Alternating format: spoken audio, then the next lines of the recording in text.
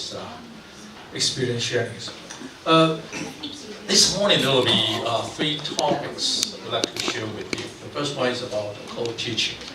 Here, since you are the foreign and native speaker teachers in Taoyuan city, and most of the time you're going to work with local teachers. Some of you do, some of you don't. So maybe the first idea I want to share with you is about how you're going to work together with the local teacher. Maybe some of you feel quite awkward or you don't like that, because the problem is who's in control.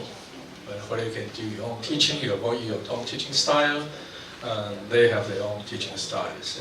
It's very hard for people to get along with, especially in this very short period of time. So I will just start from the very beginning about you are teaching here in Taiwan.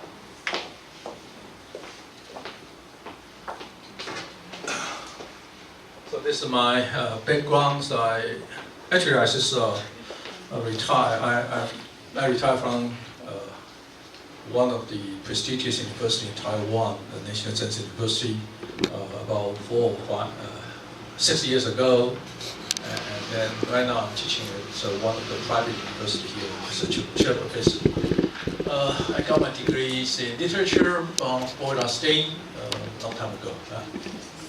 And I took several jobs as the administrators in national universities and even some of this. I'm right now also as the president of the Global Education Association, which is a kind of a non-profit organization to promote the English education and the trainings of or development of global talents here in Taiwan. And right now we are pushing for kind of policies of considering taking English as a second official language here in Taiwan. So that's the policies I have been promoting and working on in Taiwan. And right now our premiers, the Ministry of Education, and all this organizing a committee to work on some of the projects which will help to enhance our awareness, global awareness of using English as a second official language here in Taiwan. Maybe later Taiwan will become more like a Singapore or Hong Kong or some of the other Asian countries here. Okay. Here, how many of you are new here in Taiwan? Yes. So it's just arrived. Just arrived. Just arrived. Well, a month ago. A few months ago. A month ago. A month ago. Yeah, yesterday, a month ago, I flew. A month ago. Okay.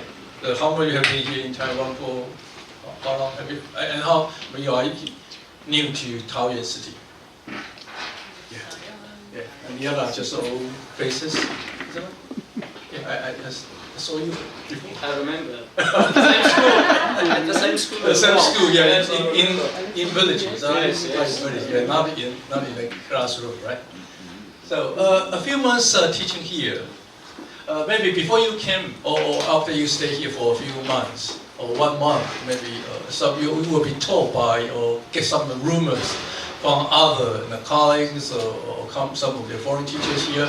They say that Taiwan is a great place to teach English, and then you have several questions. You have to adjust to the environment, the culture, and do not expect the culture and the environment to adjust to you. Okay, some of you to give you a lot of advices, suggestions, but most of the time the suggestions and the rumors or all these kind of advices on the internet may not be right for you. Is that right? I had to, I'm reluctant to get any kind of, whenever I go to any kinds of countries, go to Korea, United States, based on my previous experience, I never trust those advices. I believe that they do not fit me because we are different and the environment will be different. You're going to meet different people. There will be different kind of environment, contextures, or cultures that you're going to encounter, right? So all this can be, can enter your mind, and you can take this as kind of, suggestion, some kind of background information, but not really will work for you at all. So a few months teaching or a year teaching here in Taiwan, what do you think? Do you like it? How about a month? What do you think? Well, any kinds of... I mean, I don't want to sound different here, but I love my job, and that's because that's me. I've been teaching for 8 days, Yes. and I love my school. I've said that.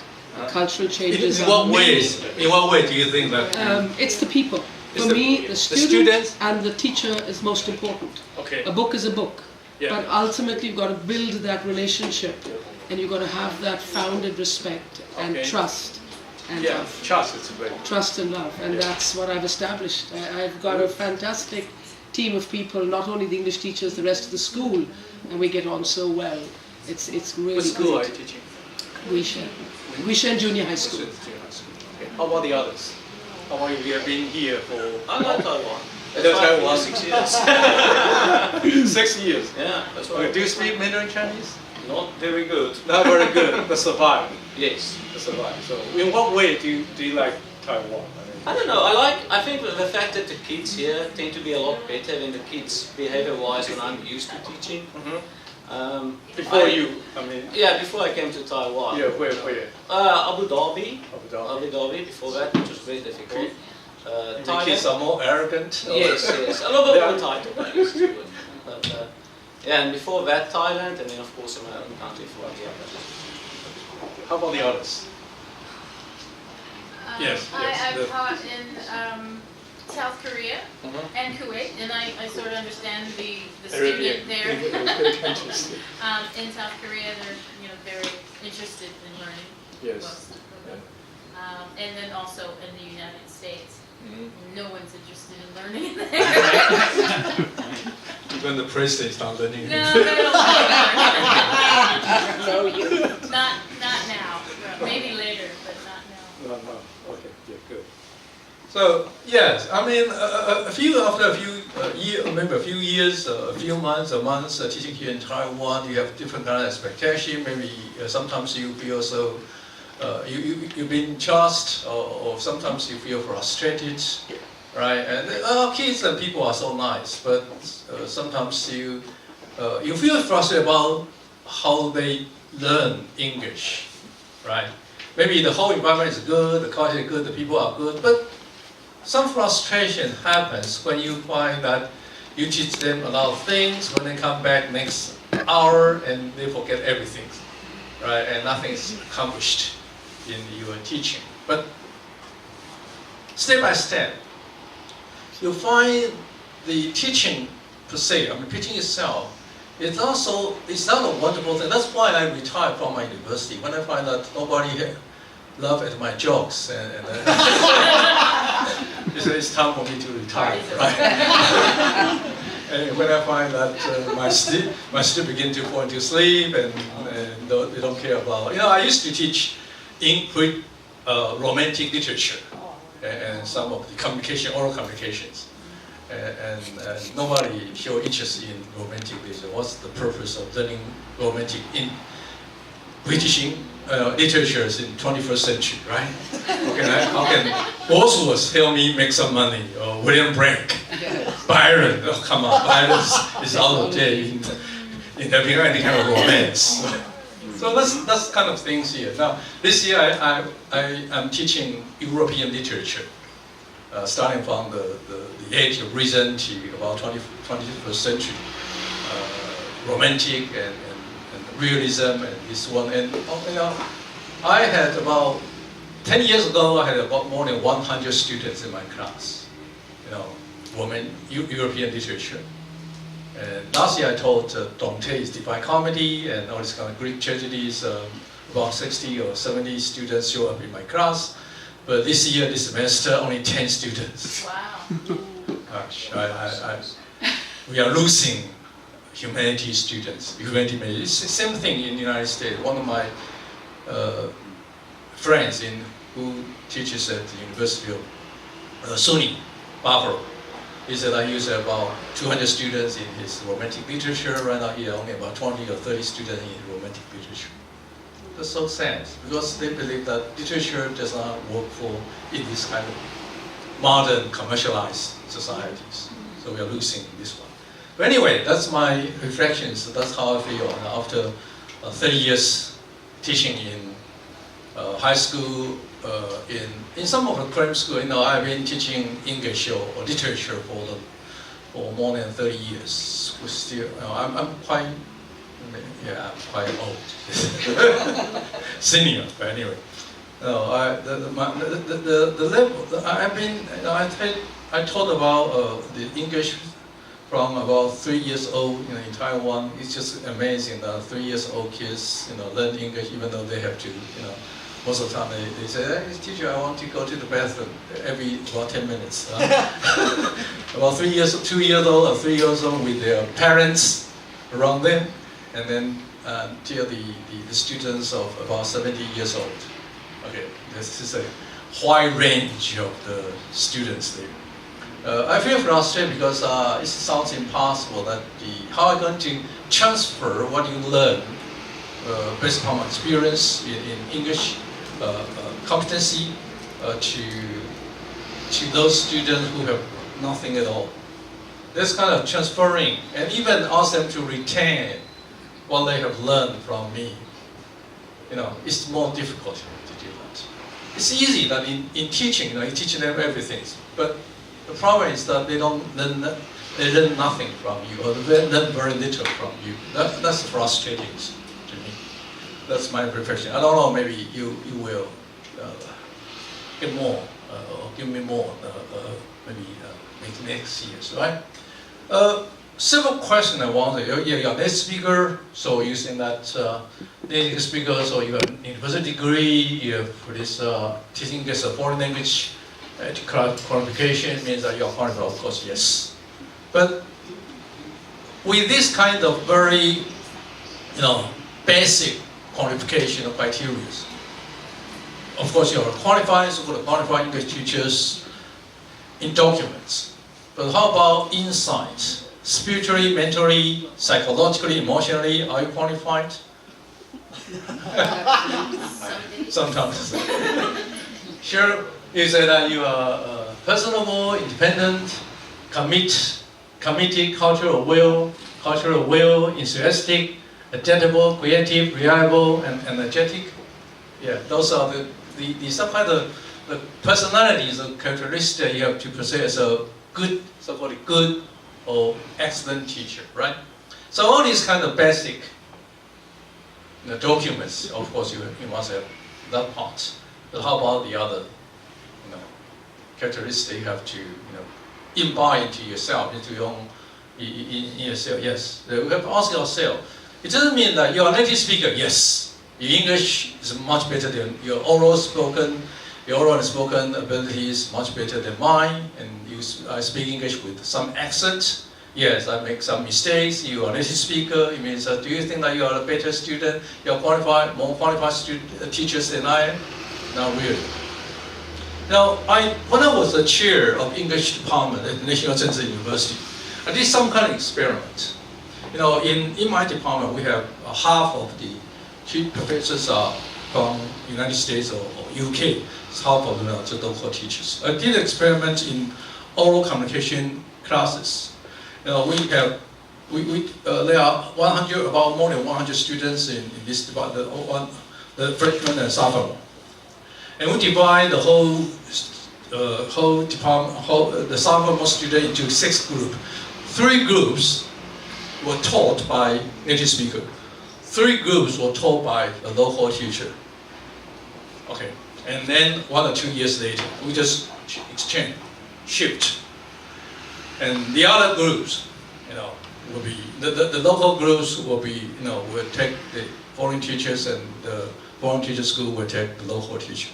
And when we come to about 2 years later, we come to junior. And I just have a survey about what kind of teacher do you prefer, and I don't like to ask this kind of very personal question. I said that how much have you learned from local teachers or the foreign teachers. And the result shows that they learn more from local teachers. I don't, the reasons are several, of course. It depends on what kind of teachers you've been with, right? Because some teachers are not so, use ethics, some teachers are not so diligent or working so hard. But the problem is, when you come to the college, you already know some basic English skills, right? The things that the students in the English major in our department always have some kind of problems, rhetorical problems, either in communications or in writing or in speaking. And they want to overcome some of these kind of non-native speakers' hindrance or some kind of problems there.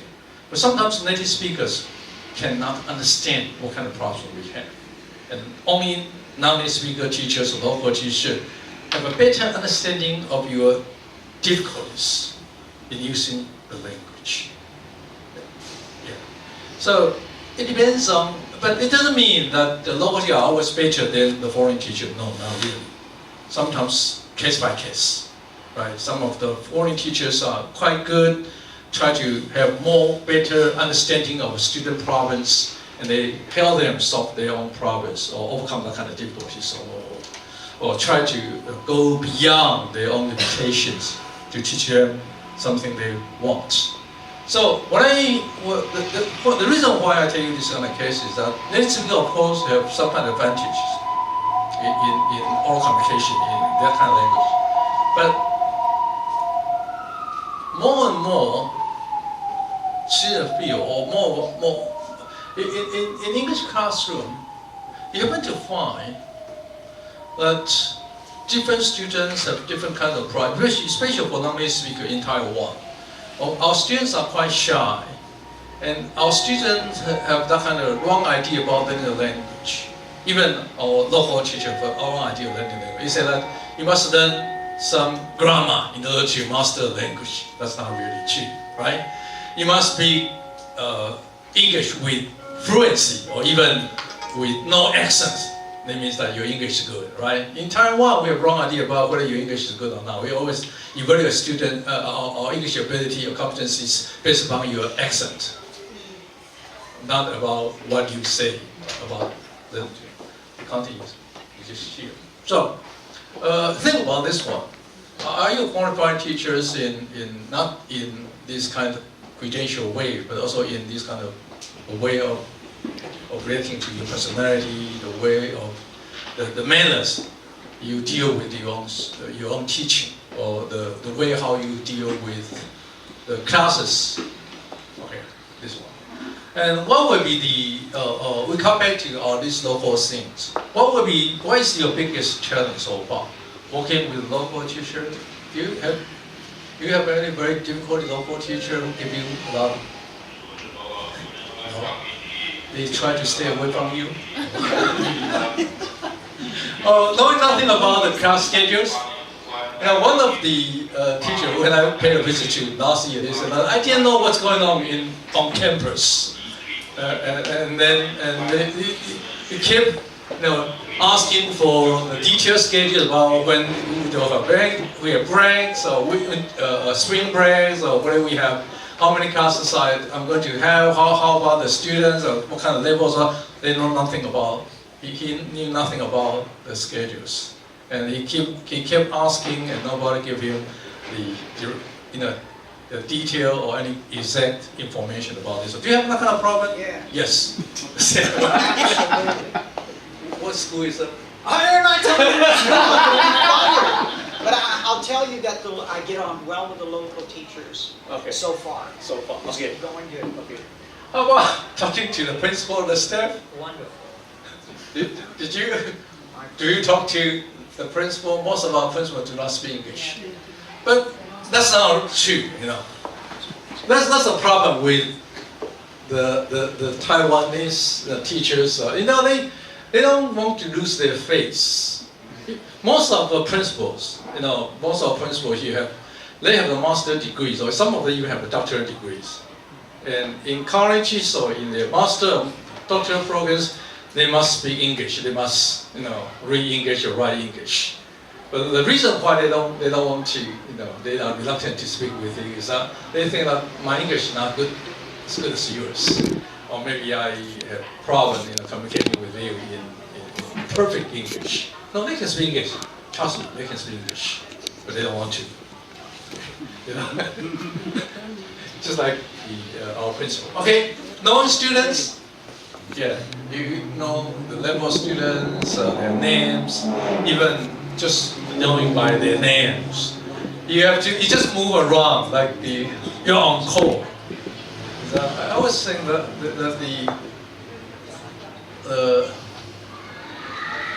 most of the teachers are like the dancing girls, right? You're moving around and you just do your job, you do your performance, and move around on a dancing floor, and sometimes you don't have time to care about what the responses of the students are, right? So it's, what else? I mean, do you have any kind of problem with so far? Yeah, I'm talking about the teaching. I'm not talking about any kind of administration. Later, you could talk about administration. How about your teaching in classroom? No? Come on! Getting the students to speak in English amongst each other. Yeah. Like amongst each other, not again with the teacher, but amongst each other. Yeah. They will never speak English. They will speak. They don't talk to each other in English, no? Right? You ask them a question, they just, hey, what did he say? And then they come back to you, right? So I have a challenge with people using words like fuck, pussy, class. In my grade Yeah, they 6 say that a class, lot. there's a lot of that going on, and Where did they learn this kind of from the TV. And I don't have a problem morally with these words, but I think it's important in the classroom. But every time, I mean, like in my grade 6 class. Yeah, maybe some of students maybe get the wrong idea that they think that those words are, some kind of fancy words. Because even yesterday in my grade 5 class, there was a kid. He got the answer right, and he said, "Fuck yeah." He has no idea about what it means. He just ignore that. Yeah. But maybe you can just stop there and ask them to say that this is not appropriate in the class in public, right? Maybe they don't know anything about. Yeah, but we have a timeout. Oh, you have one. Yeah, that would But I think the words like pussy is too much. Yeah. Really? I like that one. In class, even you don't say that word on TV, is that right? Okay, how about the other? Any other challenges in classrooms, in teaching? Oh, students don't talk to each other, right? They don't talk to each other in English. They just speak, they just murmur in Chinese. That's just bothering. What else? They're extremely shy. And one has to respect that. Considering that the school is bringing in a first-time foreign language teacher. Okay. I think it's natural. I think once you build the trust and confidence, and with respect and the cooperation of the co-teacher, you can slowly develop some sort of confidence in them. So it's okay. That's okay. It's okay.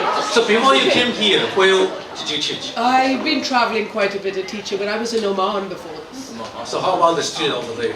I was teaching in adults level actually. Also, Yes, but they were far more confident, and that's another age level as well. So it's not different fair kinds to of levels, compare. different kind of competence. But How it's about Korea? Student in Korea, in South Korea. How about the Right, teaching, I never had the problem of missed words, like they weren't in tune to the English language that well. But yes, they're very shy. Very shy. Yeah, so you don't want to put them on the spot to stand up and speak unless they're at a level where they are able to do that and present. But that's advanced. So what kind of the best strategy, or what will be your solution to help students overcome that kind of shyness? Anything else suggestion here? I must be honest, I don't have a lot of problems with shyness. There are two But more. my students seem to be overly enthusiastic.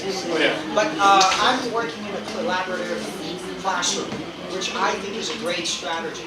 Having worked in the English village and working alone without a local teacher, I think that this is a good strategy going forward, because we get 20 minutes each. And we do talk about sexuality with our grade 6. Yeah. We have our health class, collaborative health class, and so we're talking about online dating.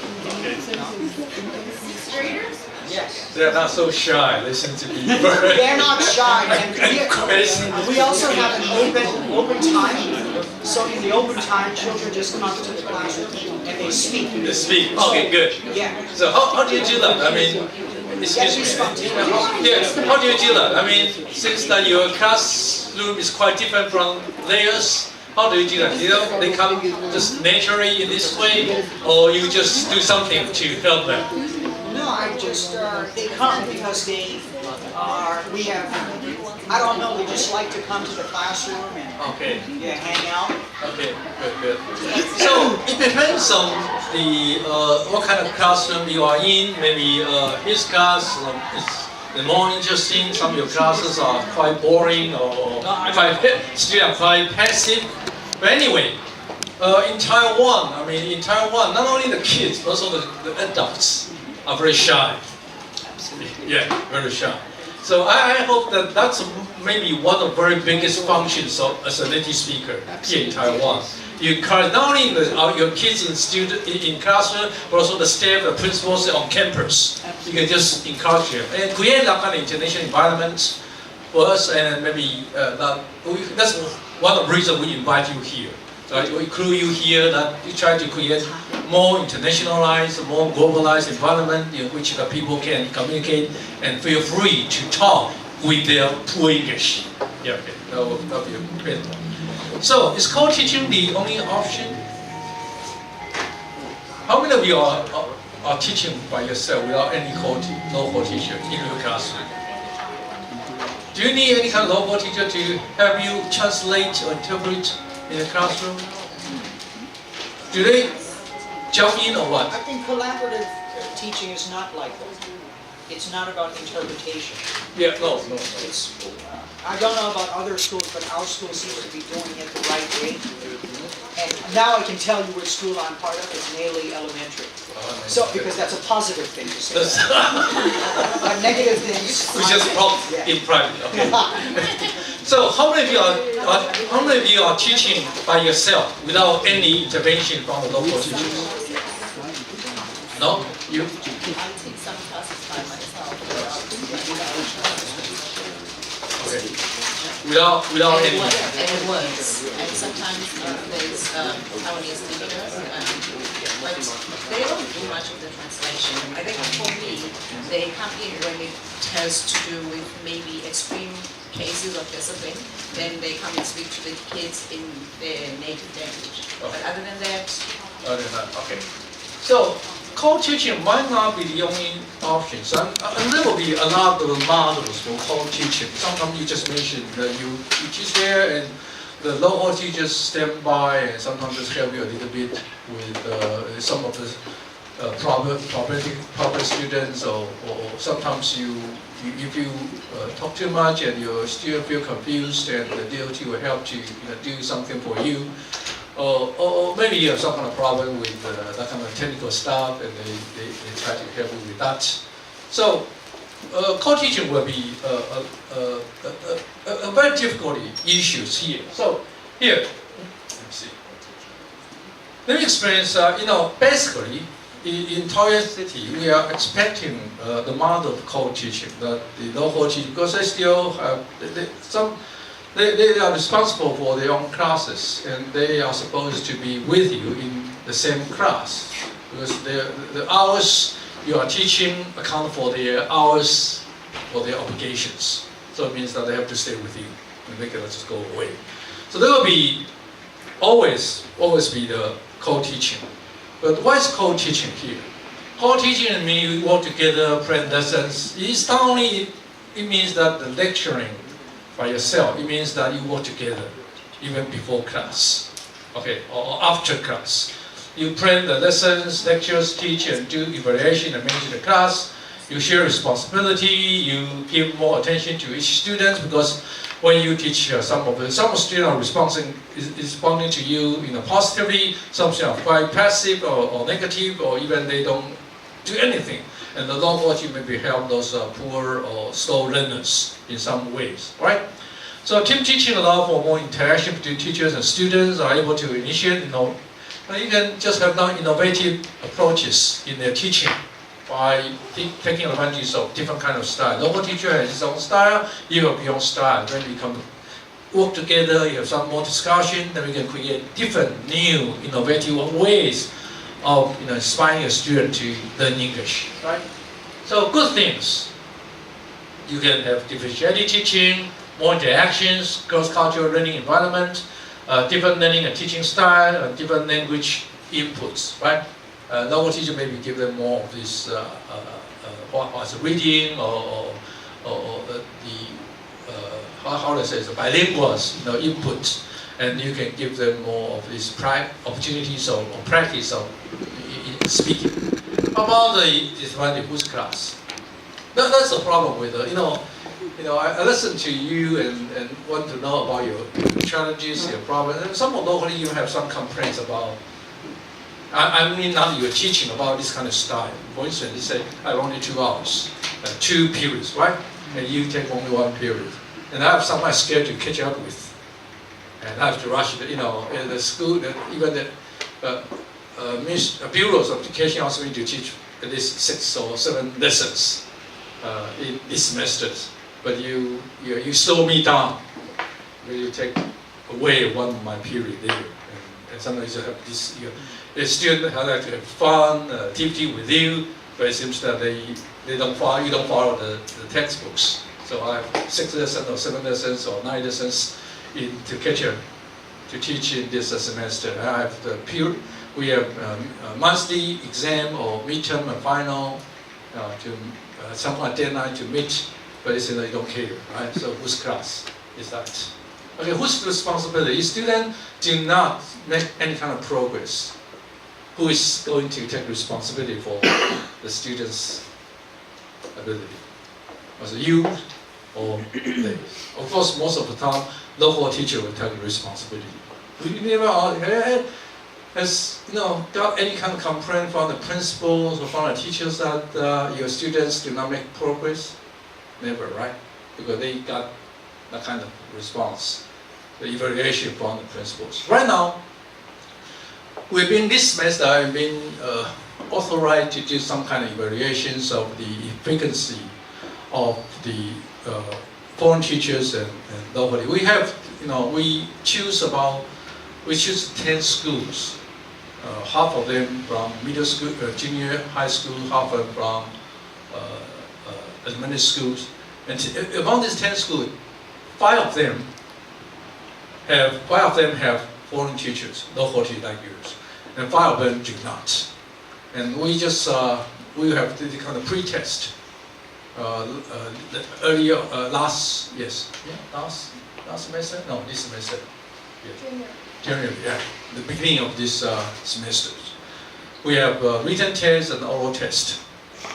And then we have some evaluation surveys of the parents and the students themselves. And then 6 months later, or maybe 4 months later, we're going to have the post-test to see that, I have some kind of assumptions that the students, the school with the foreign teacher, with the native speakers, the student who are taught by the foreign teacher, with the foreign teacher co-teachings, will have a better command of their oral skills, supposedly. And the students who have no foreign teacher will have the poor command of their oral skills because they don't have time. Most of the local teachers will teach English in Chinese, and we teach English in English. So their listening ability, the lesson comprehension, their oral skill will be much better than those students who have no knowledge. And we have results in June this year. And this is we want to test the validity of this program, whether the foreign teachers program is effective in promoting or enhancing our oral communication skills among the students. Okay, you will know the results before this semester ends. Okay, so intervention by each other. Maybe you just have interruptions from each other. Sometimes you will jump in, and sometimes you just jump in, and then there will be chaos in the classroom. And difficult for students to adjust. Sometimes they have to listen to them. Most of the time, when you say something, students don't understand. It's the local teachers, right? And they are expecting the local teacher to explain to them. Don't do that. And those you have to constrain themselves by talking to students in Chinese, in Mandarin Chinese. Sometimes chaos in class management and schedules and how to assess. You are going to assess, have some evaluations of your students. Okay? Chaos in class. And you are a native speaker. Yes, in English. So, can anybody tell me what you can learn from local teacher in teaching English? Have you learned something from local teacher? Yes. There are certain recurrent problems. For instance, past tense, because the past tense doesn't work the same in Chinese as it does in English. So if you know where the pitfalls are, you'll know where to concentrate. You know what to concentrate on. Past tense, what else? I think that's one of the most important. So there's a big difference between Chinese and English, right? Yeah, so there always have that kind of problems. Okay, what else? I was going to say, hello. Yes. Just the routine that the students are used to, so that the chaos doesn't ensue in the classroom. So if I follow the local teachers, and this is like the students clean the school before, they do this, they do that. As long as I stay within the routine and add English to the routine, it doesn't, really hurt or create more chaos. Chaos, okay. Okay. Some kind of discipline problems, kind of. Yes. Yeah. How about the others? Do you have what you can learn from the in teaching English, besides this classroom management and have you found any kinds of? Can you learn something from the whole teacher about the problems that our students have in learning the language? What kind of problems our local students have in learning language? Well, I feel like the teachers are students themselves, So, you know what I mean? So because some of the English, some of the students have found out better English than the teachers. Yeah, sure. So I feel like, they're working together to try to understand what I'm trying to say. Oh, really? So it's very cooperative amongst the students and the teachers. And that's how I feel in my case. Yes. So I feel like the students can learn how to be a student from the teacher. I can speak quite loudly. As I said, I've only been 8 days in the school I am in, but yesterday something very interesting was suggested and I was sort of informed. Listening to the students trying to inculcate a little bit more on the speaking ability, therefore the spelling and the vocabulary for the lesson, and trying to bring in the pronunciations. Yeah. So I made up a form and I said this is how one typically would do it, and you put the local language in the second section. So you've got the English words and then you've got the local to give. Because I've done this in the Arabic style as well, and they pick it up because we associate in our own languages. For me to learn Shishi, I had to write SEI. For me to know how to say Shinyan Kwai Lo, I had to write it in English. And that's how I spoke it the very first time I walked into my staff room and wished them that. So I assumed that to write it in the Chinese dialect was going to help the student to get the phonetic pronunciation. And interestingly, the teacher took lengths to explain, it doesn't happen like that.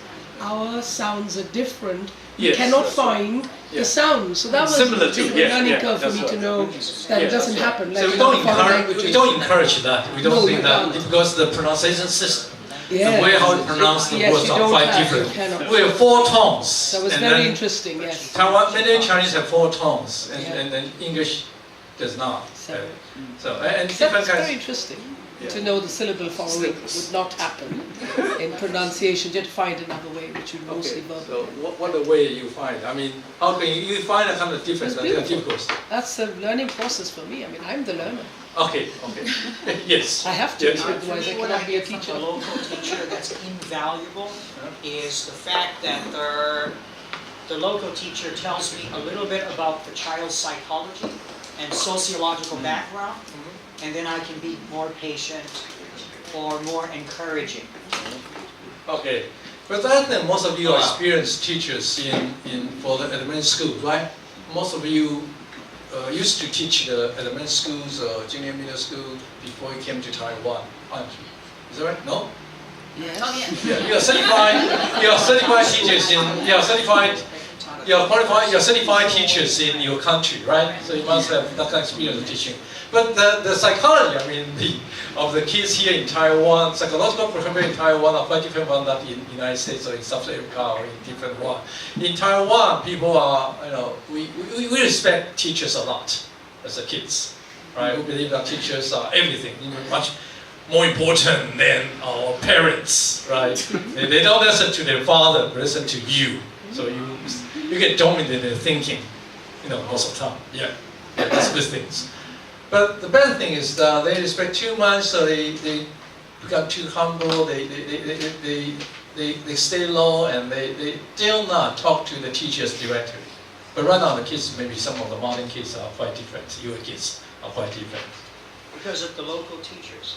Oh, They are very inspirational. inspiration. Okay. In my school. So I really like you. The reason I put this kind of question here, I think that of course you can learn something from a local teacher. Even we have different kind of teaching style, and we have different way of teaching, English students how to learn the language.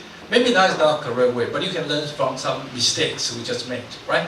Or you can just learn something from what's going on there in the classroom. You can see that how they manage the classroom. Especially some of them are very good at discipline and managing the classroom. They just give them orders, and the students follow their orders. This is happening in Oriental classrooms. They know how to manage and discipline their kids. Okay. So models. If you want to, I just mentioned there will be a variety of the co-teaching models.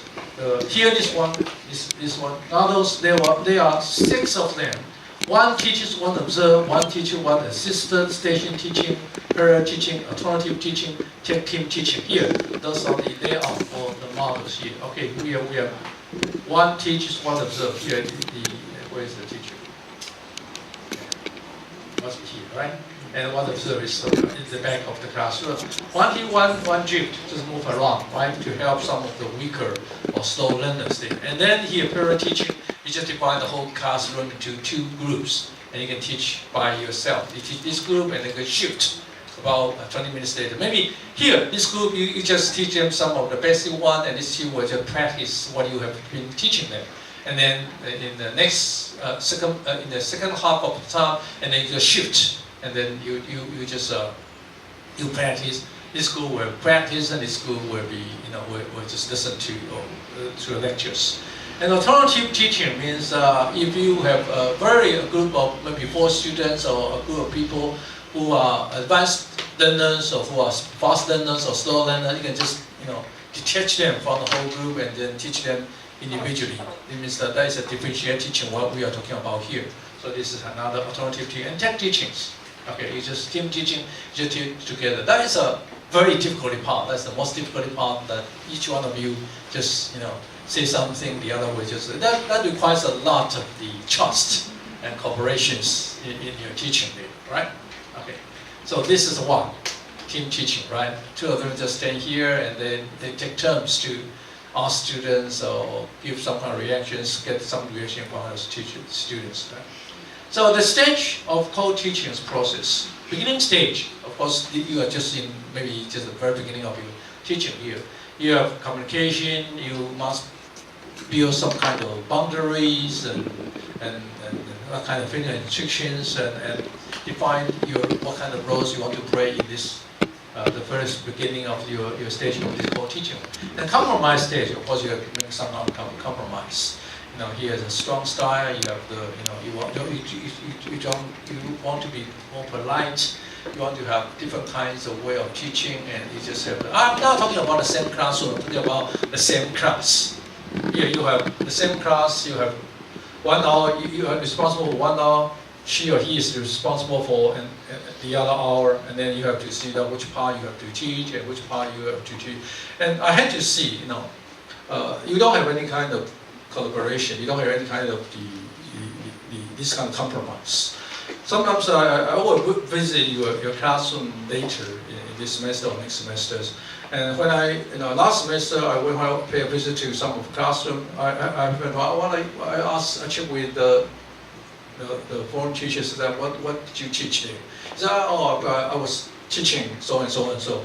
And how are you going to relate your class to the other? Oh, we don't have any kind of teamwork. I just teach my own, and he or she just teach his or her own. So we just have no cooperation because we have different kind of styles. So it seems that students have to attend 2 different classes.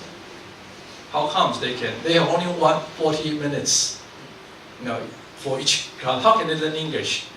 Just imagine that I sit in my classroom and listen to you and learn something from you, and for this 40 minutes, and I have to spend about maybe a dozen of more than 10 or 20 hours to forget about what you say in the classroom if I have no after class practice at all, right? So it's just waste of time of your teaching, right?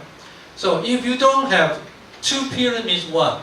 If you have this kind of teaching here, this kind of learning here, still have this kind of learning. The second hour in the same week, maybe you have different kind of practice. So the Chinese teacher, the local teacher is teaching something like past tense, and you will practice past tense in the second hour, in the second period. And this will be a better model for this cooperation, right? You don't have to teach in the same class, in the same classroom, but you have to teach in some things there, something quite similar for the same class, not the same classroom. Okay, so cooperation. So the second stage, and then there will be the collaborative stage. You come to this one, there will be more.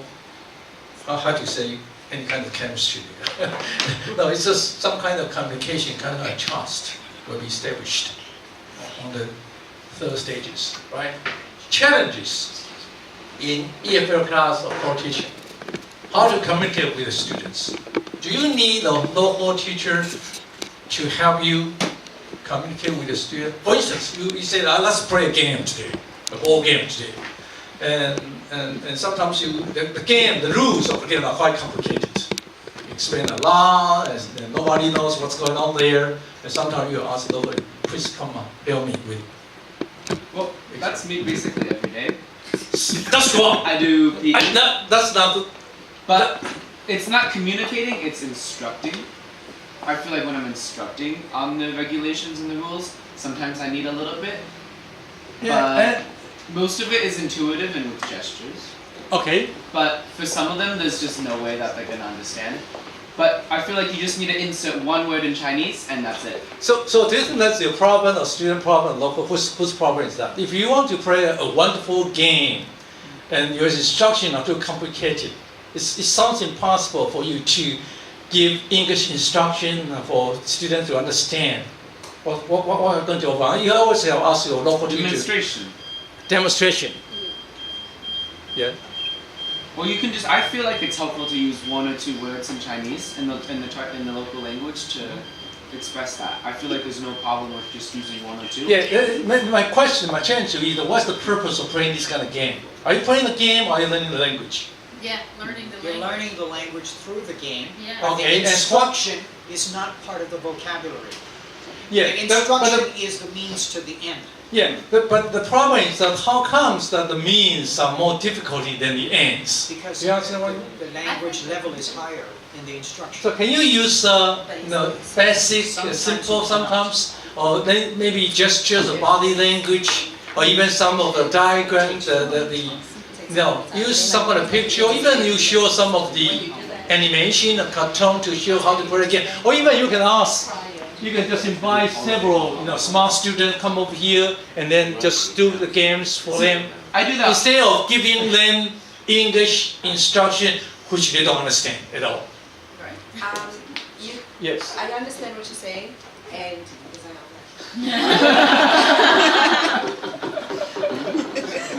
You're shy. you got that one. No, it's okay. Now I'm losing what I was going to say. But he was saying you need one or two words from the local teacher so that the students can understand what instruction you are trying to give. And you're saying, but what's the purpose? Are you trying to get them to get the instruction or get to the actual The end, yeah. the end?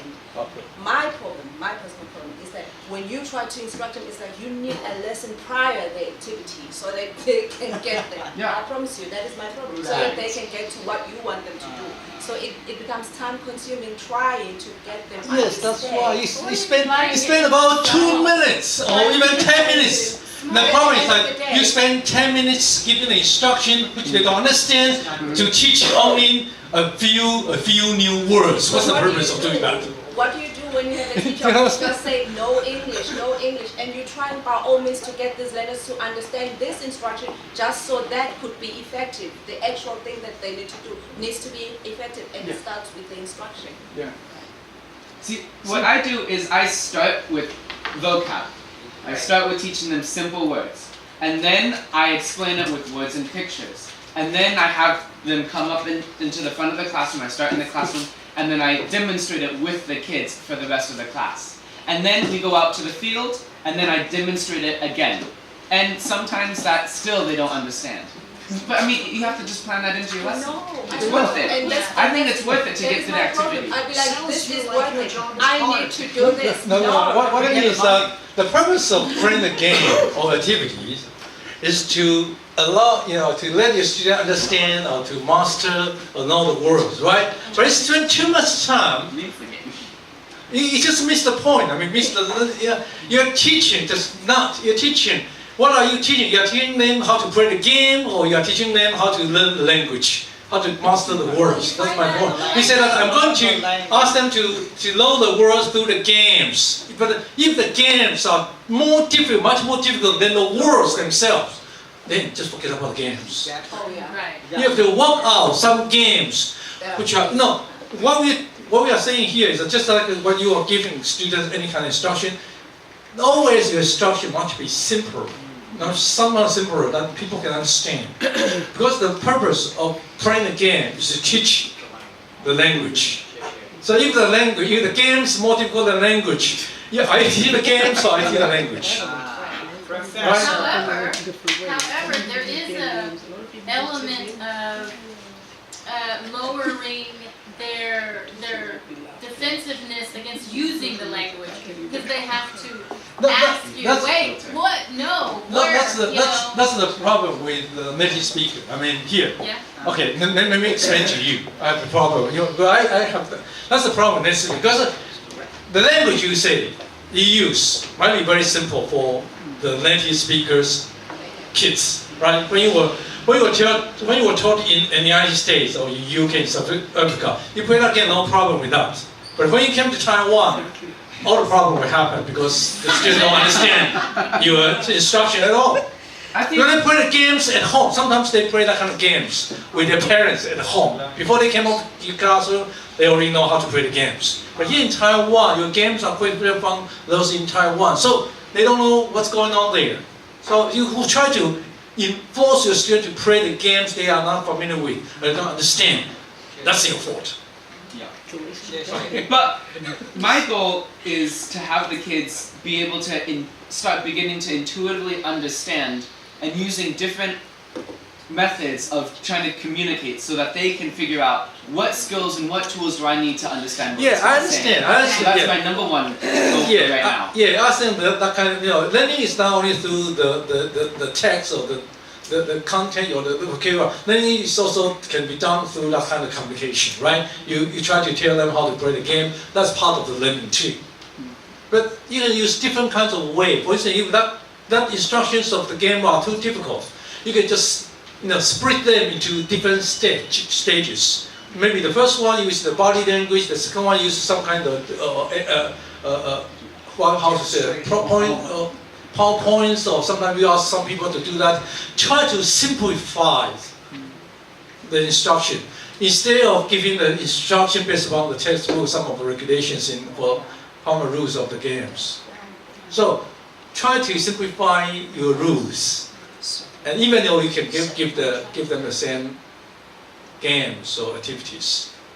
Okay, that's your fault. If you need to, just one of the criteria to evaluate whether your game is okay or not is that if you need the local teacher to explain the games in Chinese, that game is not okay. That game is not okay. Okay. Even your student, the English you use for giving the instruction for the game is more typical than the word you want to give to them, then that game is not okay. Can you just simplify or tone down the way how you talk, and then your kids understand you, just like you are talking to your 2-year-old daughter or son. That's what I mean here. If you cannot play that game with your 2-year-old daughter or son, then that game is not okay. Right? Sometimes terrible too, student of 2 don't understand you. They just miss everything. We all have that kind of experience. So if the 2-year-old kids can play the game with you without listening to you, then that game is okay. Right? Sometimes 2-year-old kids, sometimes they don't listen to you. They just play the games, and they did something from the games. Kids learn something from the games. So if you can do that, it's okay. That's kind of game for adults or more sophisticated students. I have to say that. Okay. Now I don't want to see that in your classroom you spend 10 minutes giving instruction again, and nobody can understand, and then you play the game for only 5 minutes.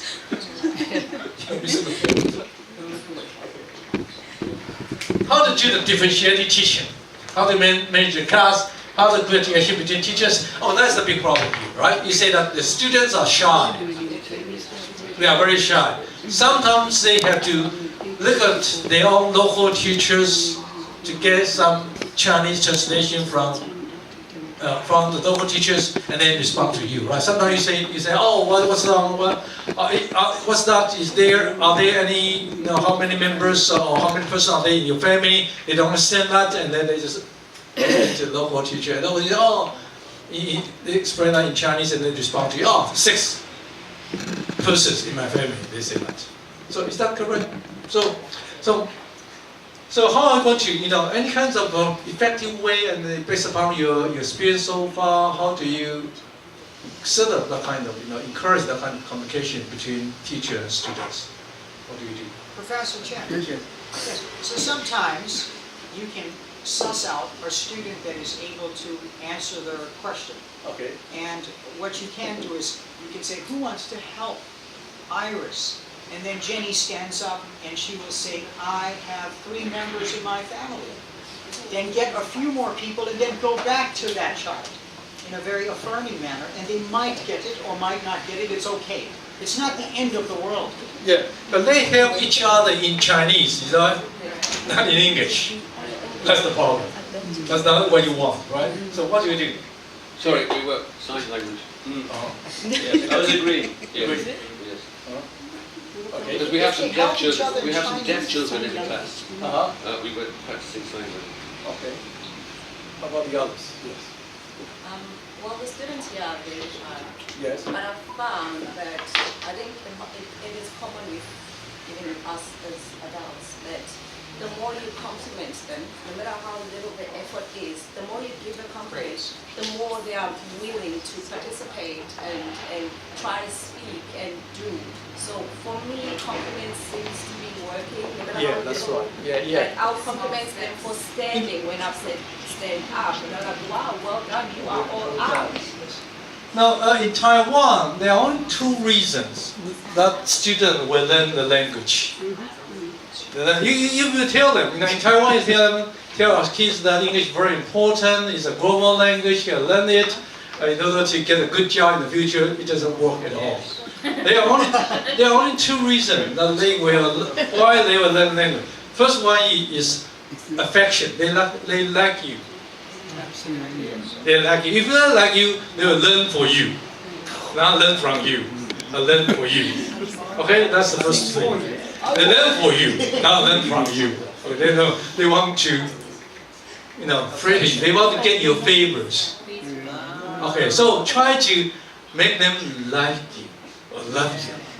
That's the first reason. The second reason is achievement, sense of achievement. If they can accomplish something, they will make progress. They will open their mouths. So try, if you happen to have shy student, try to whisper in her ears, and then that's why, wow, you're wonderful, and try to compliment him in public, and then he or she will be willing to open his or her mouth to talk. It is working for me. It's working. It's working. Yeah, achievement and affection. We said effective factors, that kind of assessment, a sense of achievement. Two reasons for students, two motivation incentive for students to learn the language.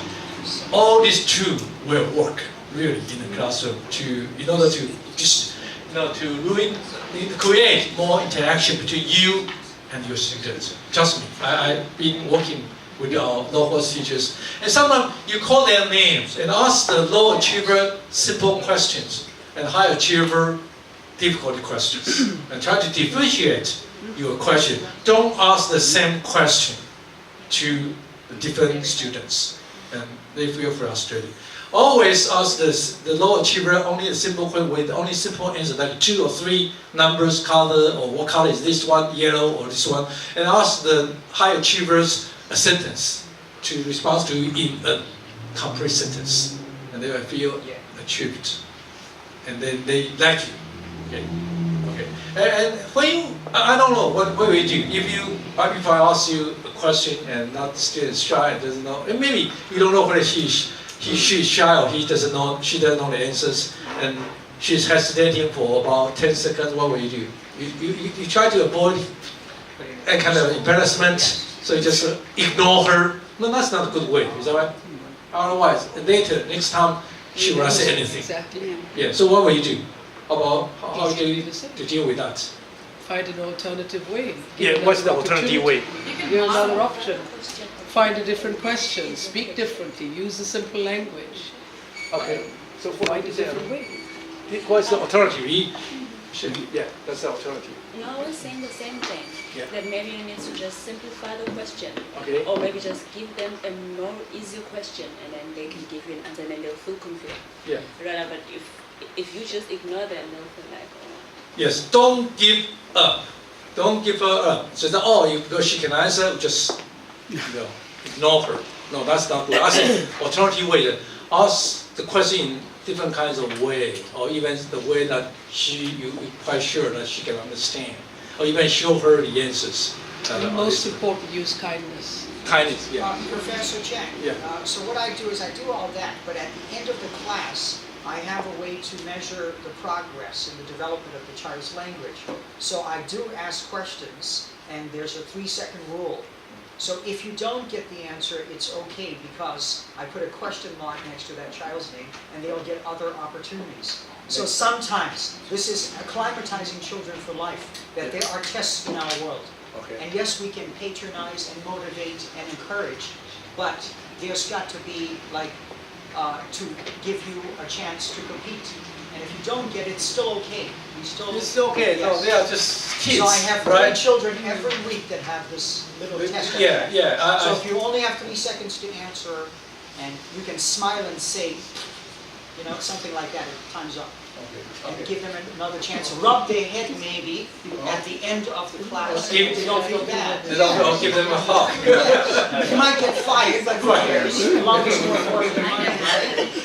Okay, good. Thank you for this sharing about how to encourage the kind of interaction between the teachers and students. That's a big problem in Taiwanese English classroom, right? Especially for the for the teachers in, teacher like you and the Dogwall students. They are shy, they don't want to talk, and we don't, get used to that kind of interaction between, in Taiwanese classroom, most of the time, the teachers are talking, lecturing, the students are listening, and they don't ask them to talk and respond, or to intervene or interrupt the teacher's lectures. But in here, in the English language class, we encourage this kind of interruption from the teacher students. Once your student can raise their hand and ask a question, your classroom is working successfully, it's working wonderfully. Yeah, I like to see that. When you say something and the student don't understand, and he or she just raises their hand and say, "Teacher, would you say that again?" That's good things. That's the beginning of good interactions there. They don't say, or can you repeat, but what they do say is banana. They say something absurd. It means that they don't understand.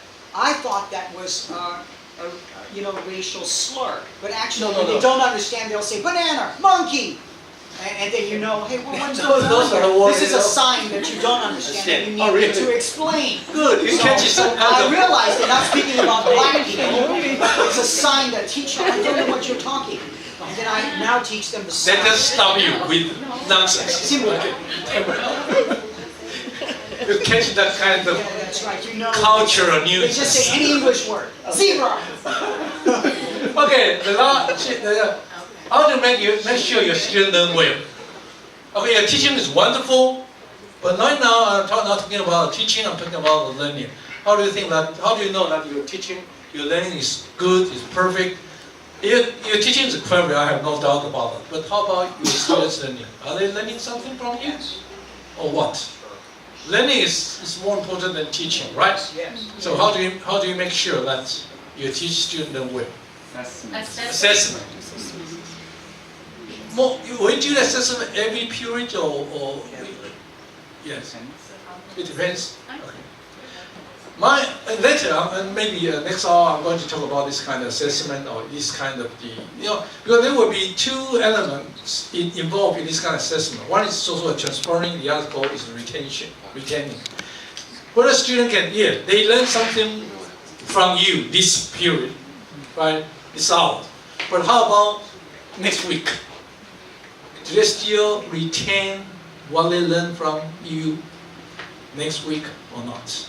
If they forget about what you say or what they learned from you this week, then there will be just no learning at all. Because they forget about one or two. They even forget about after. Some of them, students even have a very poor memory. They just forget everything. So when they walk out of the classroom, they go on the spot, right?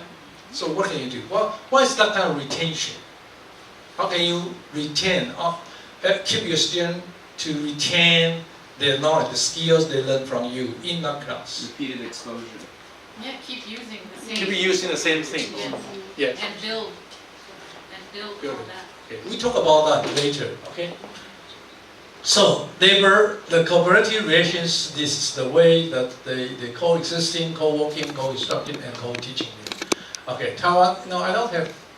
In Taiwan classrooms, those still are shy. They tend to look at you and do nothing. As they don't understand you, they don't talk too much. They are sometimes to engage, talk to you, not to use. Students certainly use language to communicate. From different backgrounds, there are huge difference among them. Some are very strong, some are very poor in English. So then the grammar you never get to the chance to apply it, especially for the students in the junior and high school, right? They learn a lot of grammar and they know how to use that. They know past tense. But they don't know how to use that. That's the problem. So your job is to apply the knowledge to the skill levels. It's not just teach them. It's ask them to use it, not to teach them. Okay? And what you can do, encourage you to use the language, employ your student more cultural context, encourage your student to open their mouths. Okay, how about the cultural content? In elementary school or in junior school, when you come to school, when you talk about the cultural content, you talk about some of holiday, festival. So in Taiwanese classroom, most of the teachers like to play like Halloween games, Thanksgiving, and Christmas or New Year, whatever, right? Please don't do that because they have played this kind of game a lot of time, even since you have a lot of different kinds of things in culture. For instance, I mean, it's more than just holidays, festivals. Sometimes the big different cultural differences lie in the daily life. For instance, I always tell my student that we Chinese people like to take a shower in the evenings, and Western people like to take a shower in the morning, right? Or even both.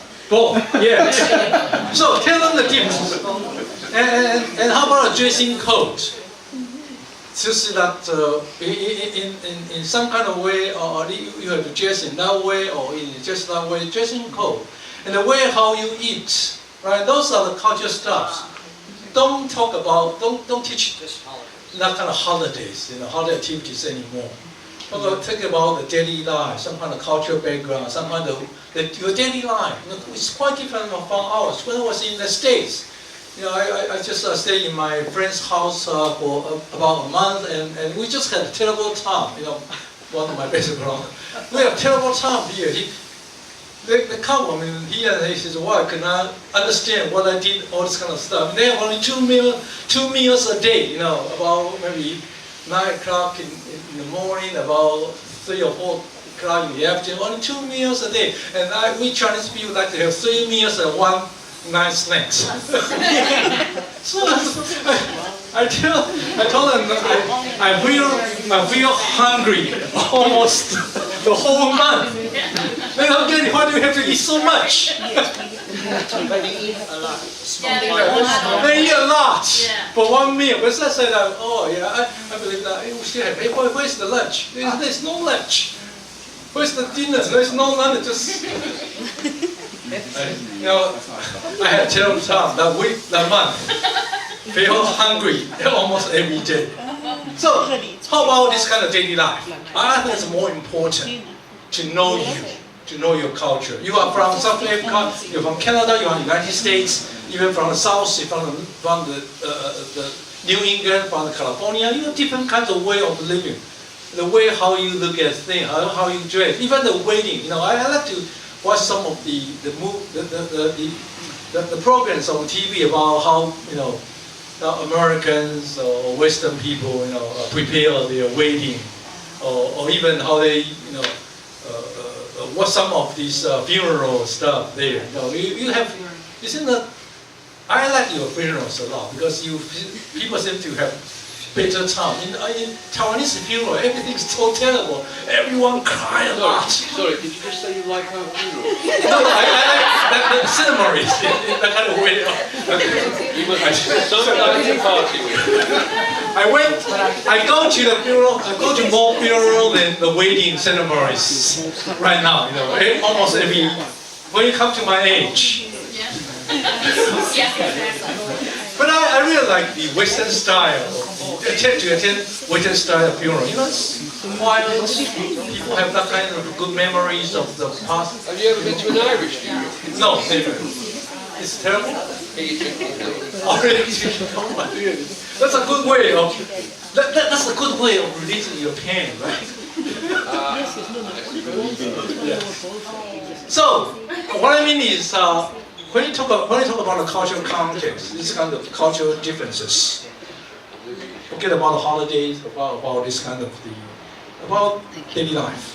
The way how you think is more important than just this kind of superficial stuffs.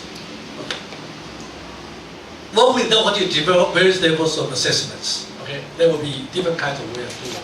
What you should not do? Do not ask your partnering teacher to interpret or translate. Give clear-cut instruction. Simplify and slow down your language. Do not teach about language or spend too much about language. Come on, don't talk about the grammar. We don't need a grammar as a native speaker. Chinese people, local teachers have taught too much about grammar. So you don't have to forget about grammar. Okay? Don't use that kind of terminology to teach it. And teach to use the language, teach to write and to write. Do not teach the textbook only. Okay, there's not too much things in our textbooks, and when you are given different kind of assignments regarding the textbook, sometimes the local teacher will ask you to teach only the oral part there, but you can use only 5 minutes to finish the oral part, right? So why don't you just add more things? Try to prepare more things which are related to the textbook. I don't like you to throw away the textbook, because I don't think that for using 2 syllabi in the same class were the good things for the students to learn, because they only 2 periods, 40 minutes each period. So students cannot learn too much. So you must have some collaborative teaching. So you teach the same stuff with a different kind of style, with different kind of practices, with different kind of same stuff, always the same language, with different style, with different materials, with different activities. That's what I mean by co-teaching. Okay? Do not teach the language only. Teach students. You are not teaching English only. You are teaching English to learn the language. Students are always your first concerns, right? You should put your students in your mind. If you teach English, what does that mean? If you teach English, maybe your job is done when you teach everything you have to teach today. That's it. But if you teach students, you have to make sure that they learn something from you. Teach students, not teach just a subject only. Right? Then teach something else, culture, skill, behavior, the way of learning. That's why I ask most of the time, whenever I go to any kind of school, I always check with you with one question. What is something that local teacher cannot do that you can do much better? If you can do, what you can do can be done by the local teacher. What's the purpose of inviting you here? That's right. So what you have is not only English. If you say, oh, we are teaching the perfect pronunciation, I don't think that's a good way, because you can just download some of YouTube's. A lot of the oral audio or video stuffs on the YouTube, the student can listen to that kind of native speaker speaking, right? So it's you, your presence there is more important than just what you're teaching. So you can expose them to different kind of the way how you talk, where you talk, the way how you behavior, the way how you talk about your own culture, your own life, the way how you think, will provide you with better learning experiences than just the language. That's the purpose of your presence here. Okay, it's more than just the language. If only English, that would not be what. I don't think that's worth the efforts of inviting you over here. We can just download that on YouTube. I learned English. When I was a kid, I didn't have any foreign teachers in my classroom, right? And my speaking, I learned all this kind of speaking, all these kind of oral skills when I was, when I went to the United States. Before I went to the United States, I was very poor in oral communications. But after I went there, you just have the communication with the local people. Your English, your oral skill will become so improved so quickly. So teaching something else. The skills, the way how you think, the behavior, all this kind of stuff here, right? If you don't know what are the other opportunities, student English club, theoretical performance, other independent English classes, cultural classes, oral training, share lesson plan, separate teaching periods, morning classes or after class, remedial class, school teachings, or even bilingual campus. We talk about bilingual later, maybe after the break. Okay? Before and after. Always ask yourself this question. Are they different after 45 minutes, 40 minutes? Or are they the same, nothing else? Okay, always. So what are your teaching is effective or not? Always ask yourself, are they different or better 40 minutes later? Okay? This is the question we also ask ourselves. Now, when I ask myself that nothing happened, when I was teaching in literature at National Zhenji University, I found that the student were not better, were not different. After 3 hours of my lecturing, I decided to retire. They just pray there with their smartphone. So what can I do over there? So are you ready? Of course, break. For a break. Oh, break, yeah. For everything. Okay, we'll just take a break. We'll be Just back. a break. Okay, let's take a break and we'll be back.